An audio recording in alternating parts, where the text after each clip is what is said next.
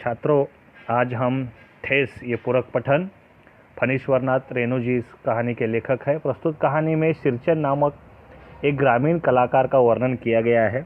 वह मोती घास और पटेर की रंगीन शीतल पाटी यानी चटाई, बाँस की तीलियों की झिलमिलाती चीख, सतरंगे, डोर के मोड़ू, भूसी चुन्नी रखने के लिए मूंज की रस्सी के बड़े बड़े जाले, ताल के सूखे पत्तों की छतरी, टोपी आदि उपयोगी वस्तुएं बनाता है।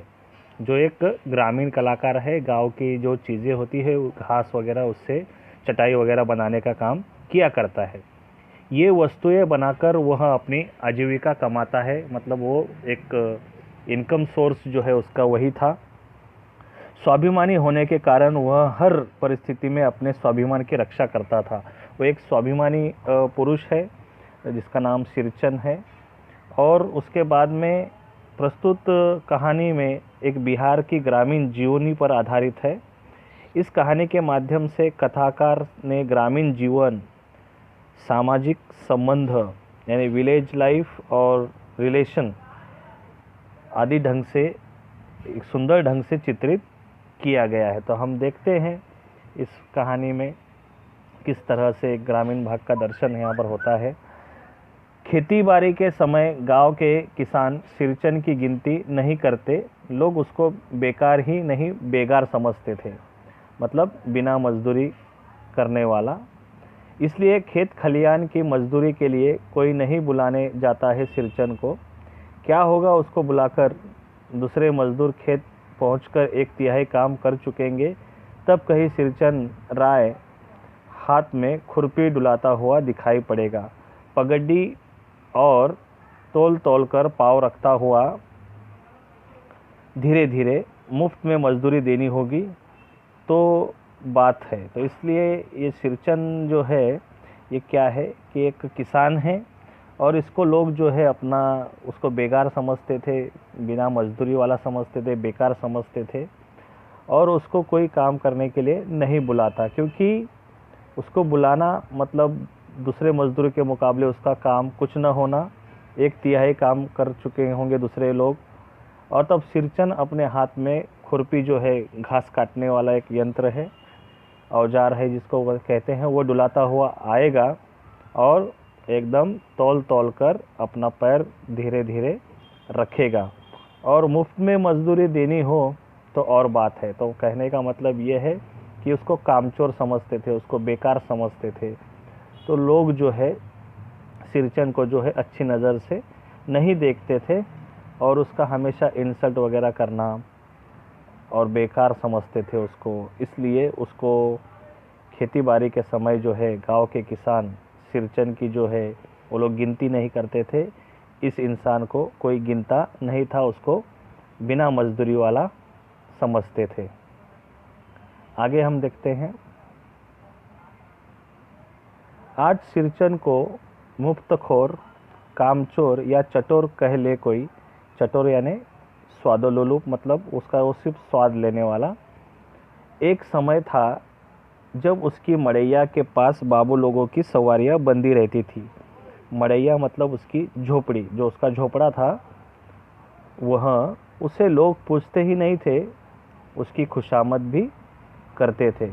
अरे सिरचन भाई, अब तो तुम्हारे ही हाथ में यह कारीगरी रह गई है और सारे इलाके में एक दिन का समय निकाल कर चलो। बड़े भैया की चिट्ठी आई है, शहर से सिरचन से एक जोड़ा चिक बनवाकर भेजो। अब यहाँ पे चिक का मतलब है बाँस की तीलियों का बना एक पर्दा। तो इस तरह से आज सिरचन को लोग मुफ्तखोर, कामचोर और सिर्फ स्वाद लेने वाला ही समझते हैं। एक समय ऐसा भी था जब उसकी झोपड़ी के पास बाबू लोगों की सवारियां बंदी रहती थी, मतलब उसको लेने के लिए लोग, उसको उससे काम करने के लिए लोग क्या करते थे, पीछे दौड़ते थे और कहते थे, अरे सिरचन भाई, अब तो तुम्हारे ही हाथ में यह कारीगिरी रह गई। क्योंकि वो एक अच्छा कारीगर था और कारीगिरी जो है कहीं ना कहीं आजकल टेक्नोलॉजी के कारण जो पुरानी कारीगरी है उसे लोग भूलते आए हैं और मशीनरी से ही कोई चीज़ बना रहते हैं। लेकिन हाथ की बनाई हुई जो कारीगरी है वो विशेष कारीगरी मानी जाती है। और सिरचन जो है उसमें काफ़ी माहिर थे, तो लोग उसका हमेशा पीछा करते थे, उसे उसे मनाकर, उसे फुसलाकर, उसे खाने का लालच देकर उससे लोग काम निकालते थे। और वाकई ही उसके अंदर कारीगरी थी, तो वह बहुत ही बेहतरीन जो है पर्दा वगैरह बनाया करता था घास के, बाँस की तिल्लियों से। तो इस तरह से वो शहर से कोई ना कोई आ जाता और उसको बाँस की तिल्ली का पर्दा जो है बनाने के लिए कह देते थे लोग, इसलिए वहाँ पे लोगों की लाइन बंदी रहती थी। मुझे याद है मेरी माँ जब भी कभी सिरचन को बुलाने के लिए कहती, मैं पहले ही पूछ लेता भोग में क्या लगेगा।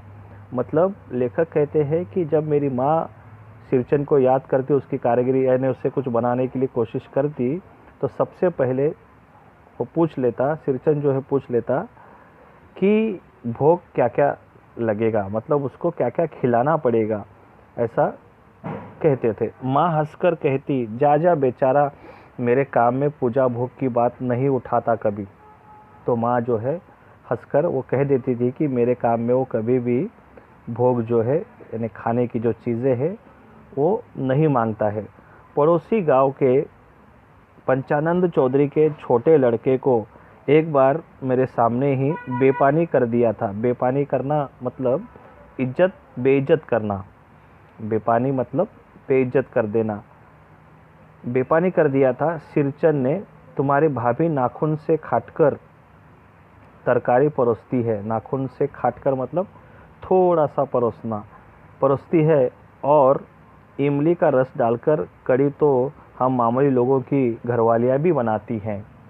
तो तुम्हारी भाभी ने कहाँ से बनाना सीखी है। तो देखिए कैसे कि जिस तरह से जो सिरचन है वो खाने का बहुत ही बड़ा शौकीन था, उसे भोग हमेशा लगता था। इसलिए सिरचन को बुलाने के पहले मैं माँ से पूछ लेता। सिरचन को देखते ही माँ हुलसकर कहती, आओ सिरचन, आज नैनू मत रही थी तो तुम्हारी याद आ गई। घी की खकरोन के साथ चूड़ा तुमने बहुत पसंद है ना। और बड़ी बेटी ने ससुराल से संवाद भेजा है, मतलब मैसेज भेजा है।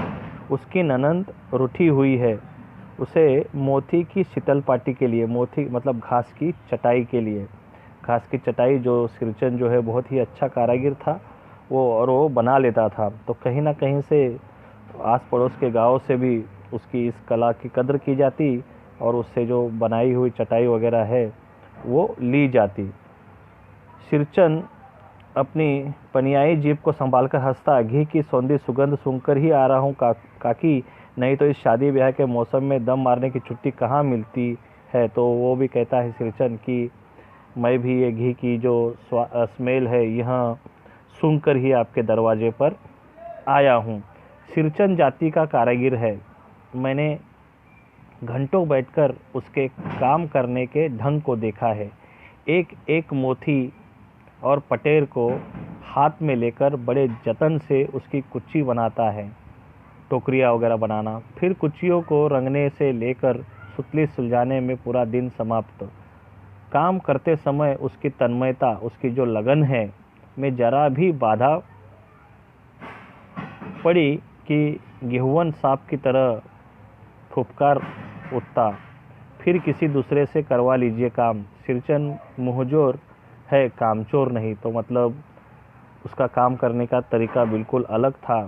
वह किसी की भी बातें जो है सुनता नहीं था, ऊंच नीच नहीं सुनता था।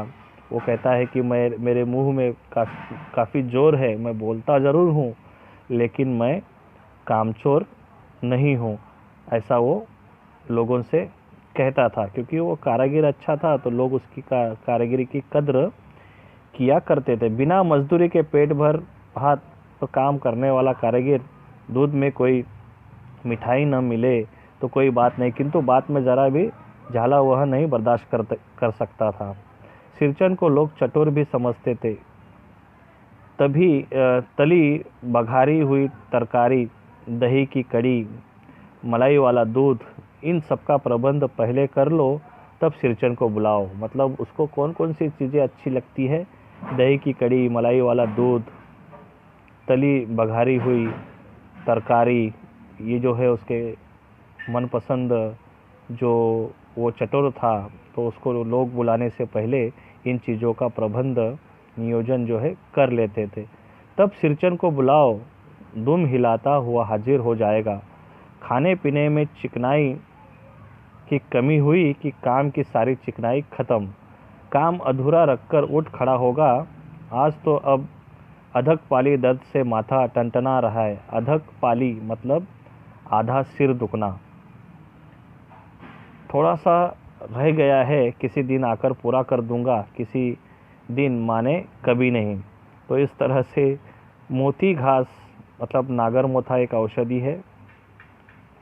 और पटेल बांस की तिलियों की झिलमिलाती चीख, सतरंगे डोर के मोढ़े, भूसी चुन्नी रखने के लिए मूंज यानी सरकंडे के छिलके, घास की रस्सी के बड़े बड़े जाले, हलवाओं के लिए ताल के सूखे पत्तों की छतरी टोपी तथा इसी तरह के बहुत से काम हैं जिन्हें सिरचन के सिवा गांव में और कोई नहीं जानता था।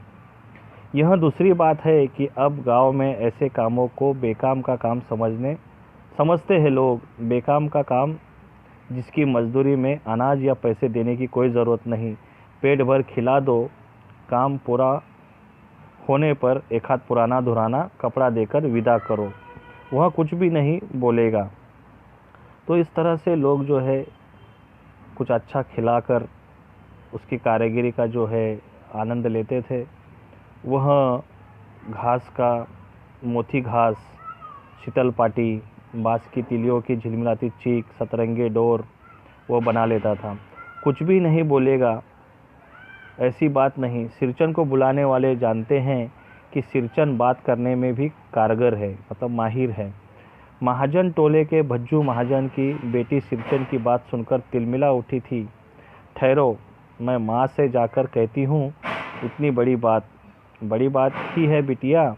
बड़े लोगों की बस बात ही बड़ी होती है, नहीं तो 2-3 पटेल की पार्टियों का काम सिर्फ खेसारी का सत्तू खिलाकर कोई करवाए भला? यह तुम्हारी माँ ही कर सकती है बबुनी, सिरचन ने मुस्कुराकर जवाब दिया था। इस बार मेरी सबसे छोटी बहन पहली बार ससुराल जा रही थी। मानू के दूल्हे ने पहले ही बड़ी भाभी को लिखकर चेतावनी दे दी है। तो अब यहाँ पर क्या है कि जो औरतें उस गांव की है, जो बिहा कर दूसरे गांव में गई है, लड़कियां जो है उस गांव की, वो भी जो है सिरचन को या उनके ससुराल में यहाँ सिरचन से बनाए हुए काफ़ी अच्छी चीज़ें जो है वो लेकर चले जाते थे। और वहाँ पर उन लोगों को काफ़ी खुशी होती कि मैके से बहू रानी ने क्या लाया है। तो सिरचन से जो भी है अच्छी बातें कर या उसको बहुत सारा अच्छा खाना खिलाकर लोग उससे काम करवाते थे। और वहाँ पर जो है सिरचन का एक कैरेक्टर बताया गया है कि इस तरह से आगे का हम अगली वीडियो में देखते हैं।